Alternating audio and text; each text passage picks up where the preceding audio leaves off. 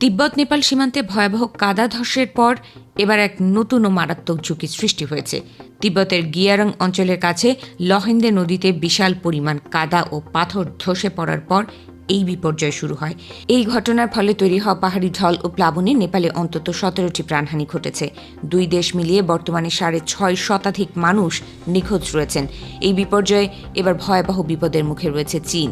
একই ঘটনায় একটি হ্রদের অস্থায়ী বাঁধ আগামী 72 ঘণ্টার মধ্যে ভেঙে পড়ার আশঙ্কায় সতর্কতা জারি করেছে বেইজিং।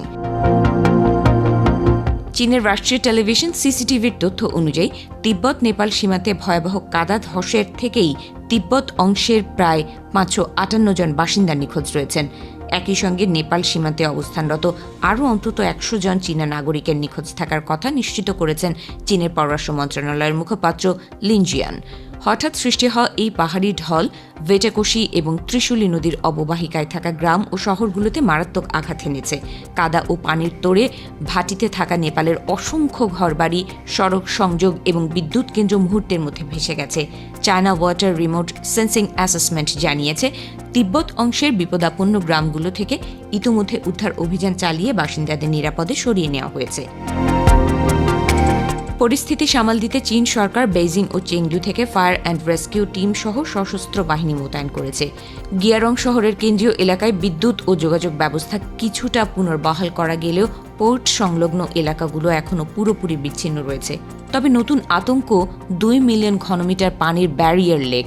বিপর্যয় স্থানে নতুন জটিলতা তৈরি করেছে সোচেন খোলা এবং পুরেপু সঙ্গ নদীর সঙ্গমস্থলে গঠিত হওয়া বিশাল ব্যারিয়ার লেকটি।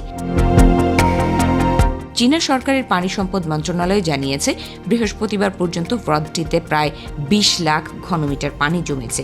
এটি ইতিমধ্যে উপচে পড়তে শুরু করেছে। আগামী 3 দিনের মধ্যে আরও 30 লাখ ঘনমিটার পানি এই হ্রদে জমা হতে পারে, যা ধসে পড়লে নিম্নাঞ্চলে এক নজিরবিহীন দুর্যোগের সৃষ্টি করবে।